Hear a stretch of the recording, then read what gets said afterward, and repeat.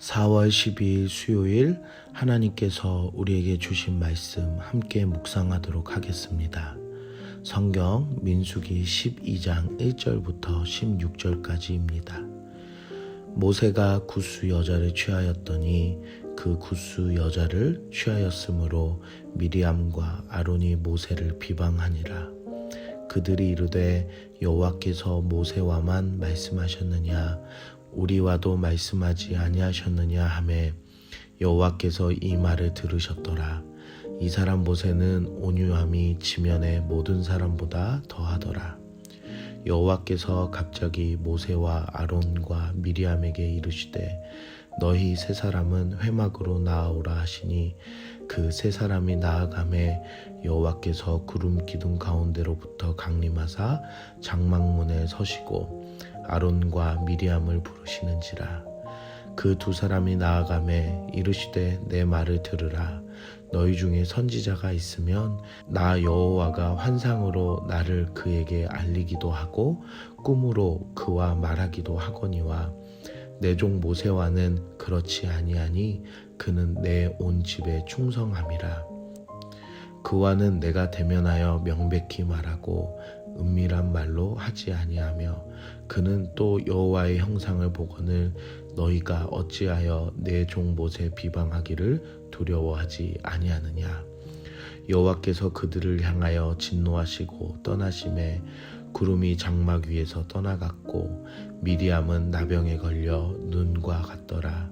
아론이 미리암을 본즉 나병에 걸렸는지라. 아론이 이에 모세에게 이르되 슬프도다 내 주여 우리가 어리석은 일을 하여 죄를 지었으나 청하건대 그 벌을 우리에게 돌리지 마소서. 그가 살이 반이나 썩어 모태로부터 죽어서 나온 자같이 되지 않게 하소서. 모세가 여호와께 부르짖어 이르되 하나님이여 원하건대 그를 고쳐 주옵소서. 여호와께서 모세에게 이르시되 그의 아버지가 그의 얼굴에 침을 뱉었을지라도 그가 이랫동안 부끄러워하지 않겠느냐. 그런즉 그를 진영 밖에 이랫동안 가두고 그 후에 들어오게 할지니라 하시니 이에 미리암이 진영 밖에 이랫동안 갇혀 있었고 백성은 그를 다시 들어오게 하기까지 행진하지 아니하다가 그 후에 백성이 하세롯을 떠나 바란 광야에 진을 치니라. 오늘 본문에는 모세를 비방하는 미리암과 아론의 모습으로 시작합니다. 이스라엘의 원망으로 인해 모세의 힘듦을 지난 11장의 본문에서 보았습니다. 하지만 이번에는 백성이 아니라 가족들이 힘들게 하는 장면을 보게 됩니다. 가장 힘들어할 때에 가까운 데서 돕고 격려해야 할 사람들이 때로는 우리를 가장 힘들게 하는 사람들이기도 합니다. 대제사장으로 이스라엘의 제사 영역을 담당하는 아론과 백성들 앞에 여선지자라고 자리를 굳힌 미리암이었습니다.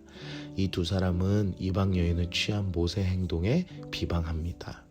어떻게 보면 문제에 대한 제기가 정당할 수 있다고 하지만 2절에 그들이 이르되 여호와께서 모세와만 말씀하셨느냐 우리와도 말씀하지 아니하셨느냐 라며 모세의 권위를 깎아내리며 동등한 지위를 차지하고 싶어 하는 마음이 그들에게는 있었습니다. 모세는 하나님의 종이자 이스라엘의 지도자였지만 두 사람은 모세의 권위를 깎아내리고 모세와 동등한 지위를 차지하고 싶은 욕심이 있었습니다. 하나님께서는 우리가 내세우는 명분이 진실함과 사랑에서 나오는 것인지 아니면 욕심과 교만함에서 비롯된 것인지 다 아십니다. 그리고 오늘 본문은 모세가 얼마나 온유한 사람인지 하나님께서 지지해 주십니다. 하나님께서는 모세와 미리암과 아론 세 사람을 부르십니다. 하나님께서 갑자기 세 사람을 회막으로 불러 구름 기둥 가운데 강림하십니다. 그리고 모세를 내 온 집에 충성하는 종이라며 모세는 그 누구와도 비교할 수 없고 그 누구도 넘볼 수 없는 특별한 위치에 있는 자임을 확인해 주십니다.